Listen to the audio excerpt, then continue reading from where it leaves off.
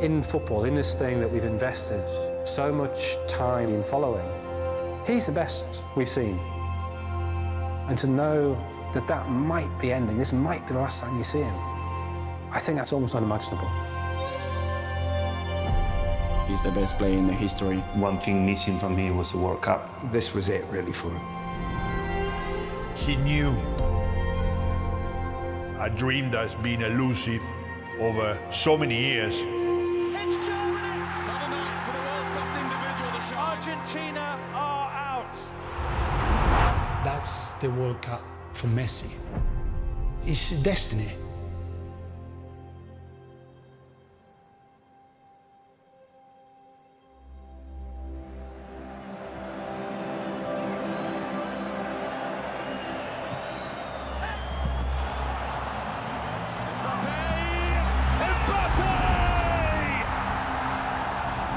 Watch our world, there's a new number 10. It is France who've won through to the World Cup quarter-finals.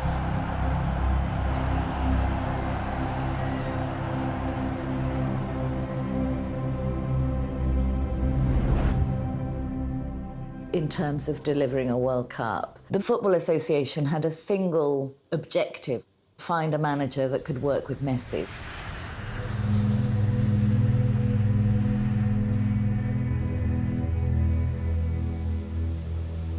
Argentina has a wonderfully kind of varied relationship between national team and manager, but usually the manager has quite a protagonic role as some sort of personality or character, whether it's Menotti chain smoking and being intellectual, or Bilardo being ridiculously strict, Passarella being authoritarian, or Basile being incredibly kind of libertarian. But Scaloni, it's almost like we didn't really know that much about him when he arrived. Most people were furious and against his appointment because it felt like that job should go to a character. And it just went to, you know, a guy who was sort of anonymous.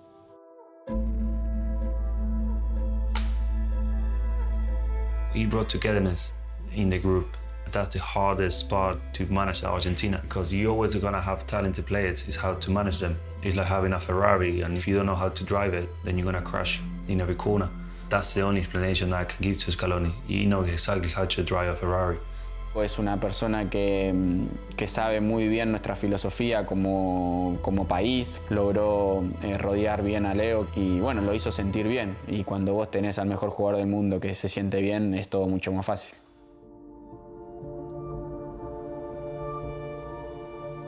O nuestra selección venía por ahí mal llamado de pensar que porque tenemos al mejor jugador del mundo tenés que ganar todo.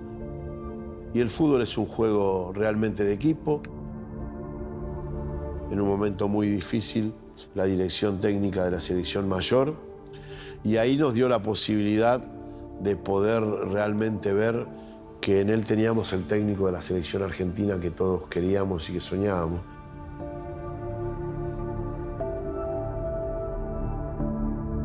And it all starts with a conversation that Scaloni had with Messi.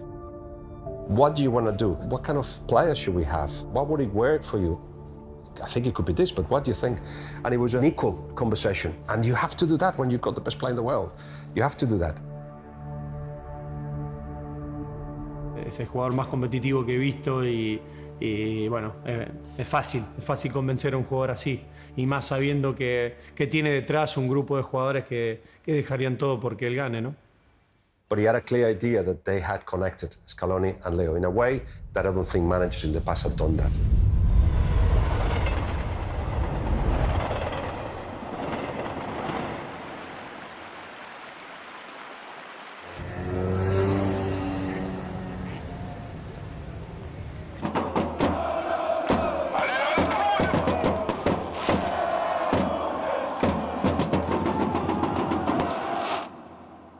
That has the whole football world talking.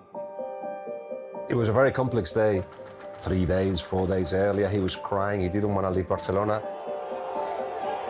You could sense that he was a little bit out of place. The psychological effects of a change like that are huge.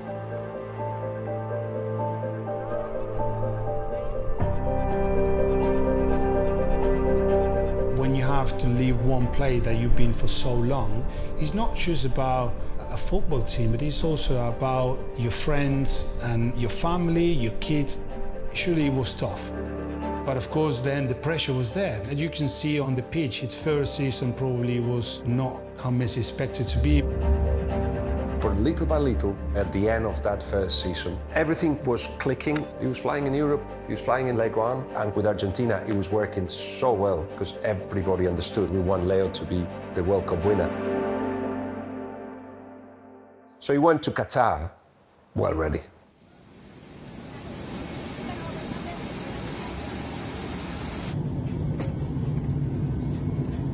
Sonrían, loco, lo estamos firmando. Sonrían, sonrían. Lo estamos filmando. Sonrían. Hola, papi. Heading into Qatar, it's the first time for a long time I think Argentina got into a World Cup as either favourites or second favourites. Hola, mi rey. And they're on this 36-game unbeaten run. They'd won the Copa America the previous year, and that was hugely significant because they hadn't won a senior tournament since 1993. The curse was lifted.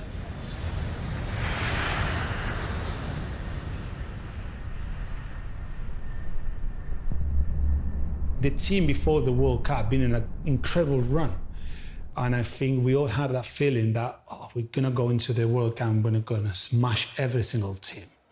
I think even for Messi, this World Cup was special, and he wanted to win this World Cup at all costs.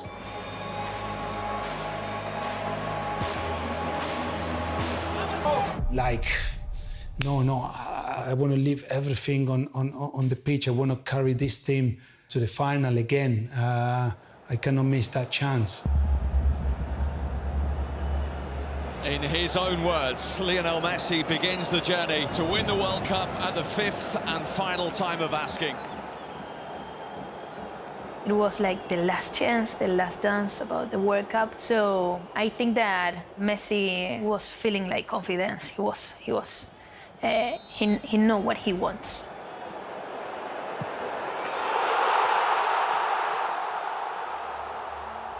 Argentina were like expecting good results, were with a lot of hope in this team. They thought that this could be the chance. Argentina in control, in the lead, courtesy of a Lionel Messi penalty.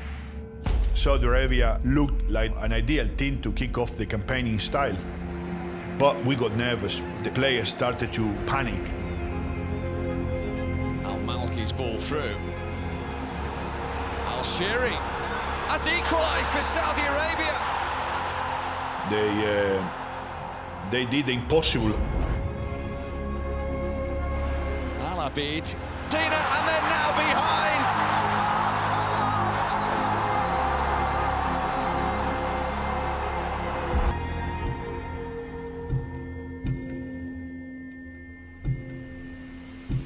You know, in a boxing match, they knock you out.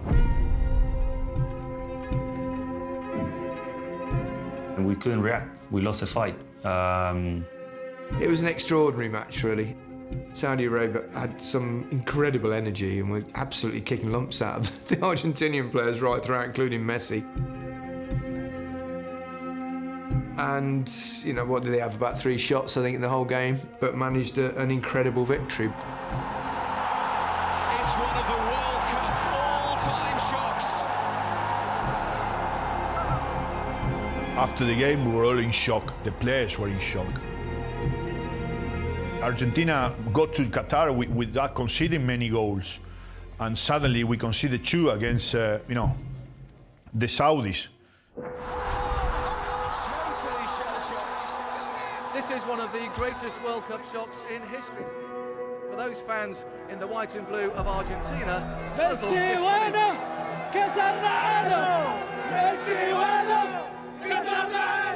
It put a huge dampener, I would expect, in Argentinian hopes, having gone into the tournament so confident and then to lose against one of the weakest nations in the tournament. It meant to be easy, you know, it meant to be like just carry on what we were doing. It was the hardest night of my life after that. I couldn't sleep.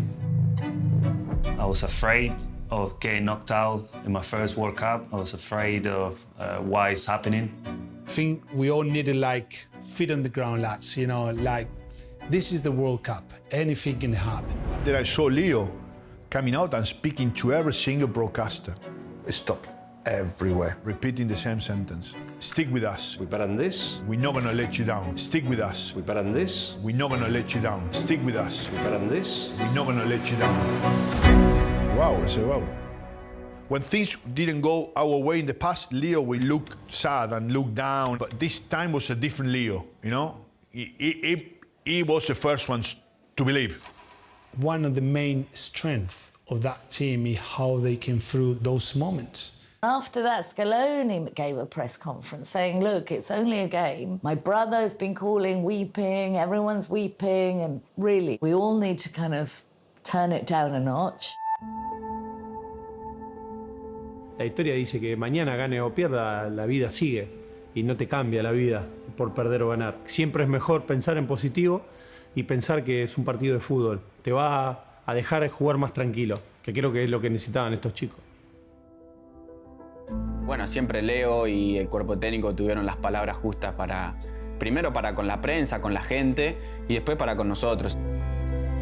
Como vos decís, para nosotros o para cualquier equipo los líderes son muy importantes y qué mejor que tener un líder como Leo, ¿no?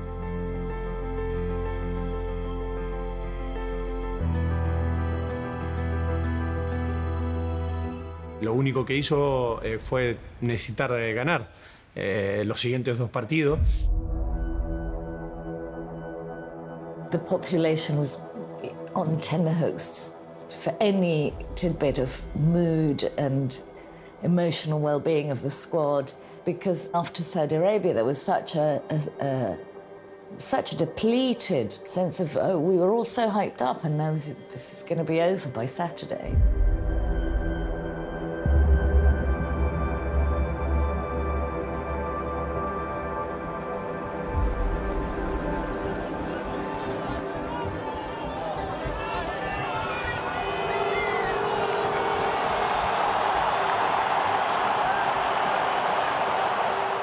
I think in an odd way, the defeat to Saudi Arabia actually did them good. And I think maybe if you do go unbeaten for that long, complacency is maybe the wrong word, but you lose a bit of a hardness that you need.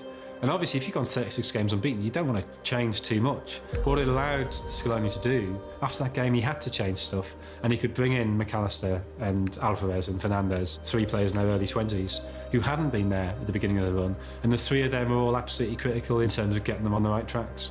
Scaloni was very proactive to change 2 or 3 players to go into this must-win game. 1 mistake and you go home. Every minute could have been the last minute. This reflected in an incredible sense that it was all or nothing. We lose, we out.